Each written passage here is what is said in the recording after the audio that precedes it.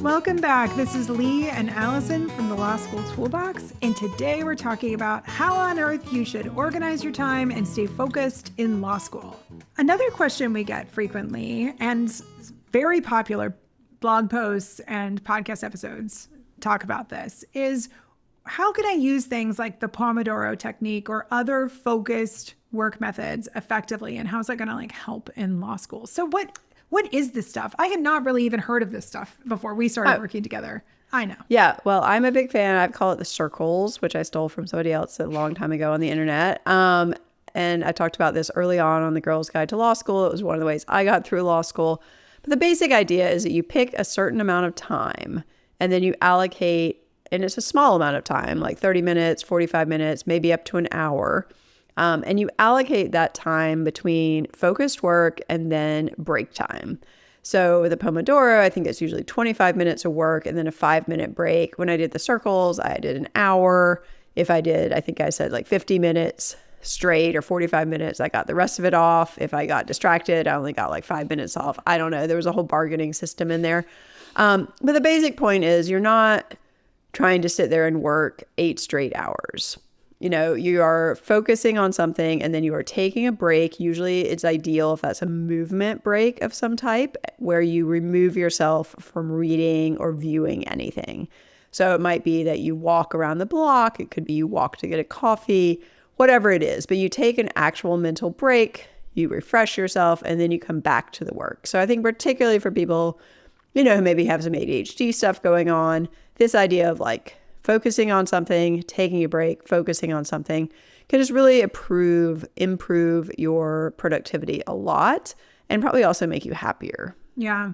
I really think the point you made that this needs to be a non-digital break, I think is very important. I have also read more and more about these techniques, and it is very consistent that you should not be on social media, that you should not be answering emails and things like that. I think you'd be better off taking a non-digital break and then coming back and saying, I have to do 10 minutes of emailing, right, instead. Like your admin. Right, like an admin allotment. But also you will just fall into the phone, because I was watching that Netflix show that just came out called The Four Seasons. And there's a line that Tina Fey says about wanting to go somewhere by herself and read her phone until the end or something like that. And I mean, which I thought was a funny way to put it. But I was also I do sometimes feel like that, where you're maybe if I just keep reading, I'll reach the end of Instagram. Yeah, no, well, the funny thing is, I don't know if they still do, but Blue Sky, because they had less content, you sometimes would reach the end. And then it was this moment of oh, I guess I'm really done. They have nothing else to show me. I have now read the internet. I'm done. I'm at the end of the scroll. But I don't think Meta's algorithm ever lets you find the end. They'll just keep throwing whatever they got. I don't care what language it's in. You've still got more to see. You have zero interest in this, but look at it anyway. Please, come on. It's 8 days old. It's totally fresh.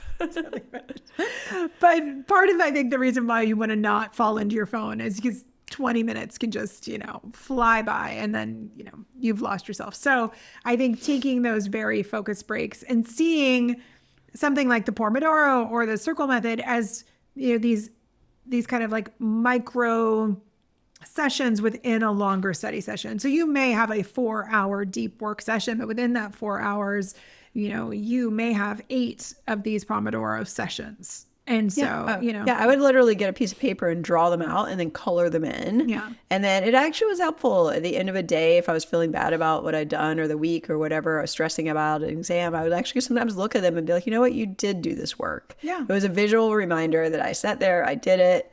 And it just kind of made it a little more fun to color them in. That was a little bit of a treat as well. Yeah. So a little dopamine hit from whatever works.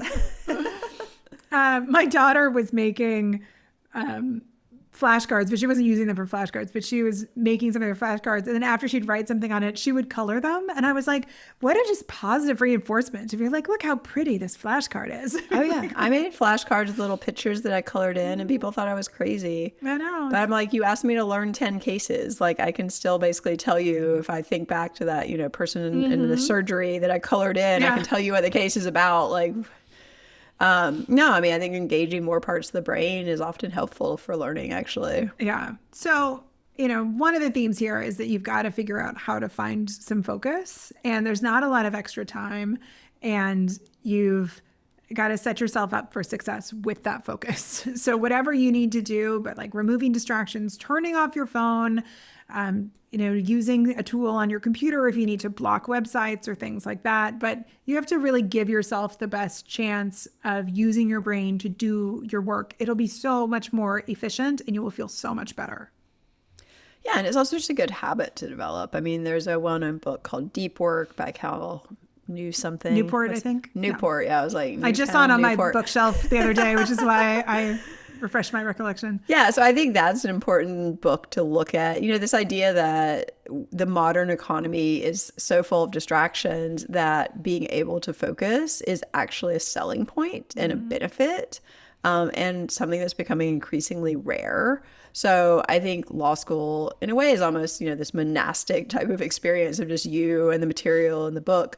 But if you can work those muscles and develop that focus, that's something that's going to pay dividends for sure. The other thing to think about is eventually, if you're in any sort of private practice, you're probably going to be billing your time, and nobody wants to be billing your Instagram time. That is malpractice. So you can't do that. But you do have to start realizing that you have to work with a lot of focus and be very conscious of your time. And so if you've never tracked your time before, if you don't understand where your time is going, then try it. It is very enlightening. If you think that you're doing all of this study time and then you start tracking it, you might be shocked that you're not actually doing as much focused study time as you thought. Yeah, no, I think that's the advantage of these type of techniques is it really forces you to confront the fact that you are not paying attention to what you need to be doing. Yeah, 100%. Well, if you enjoyed this video, please take a second to give us a like and leave a comment, and be sure to subscribe so that you don't miss any future content. And if you have any questions, feel free to reach out to us via the contact form on lawschooltoolbox.com, or you can take a look at our Start Law School Right course.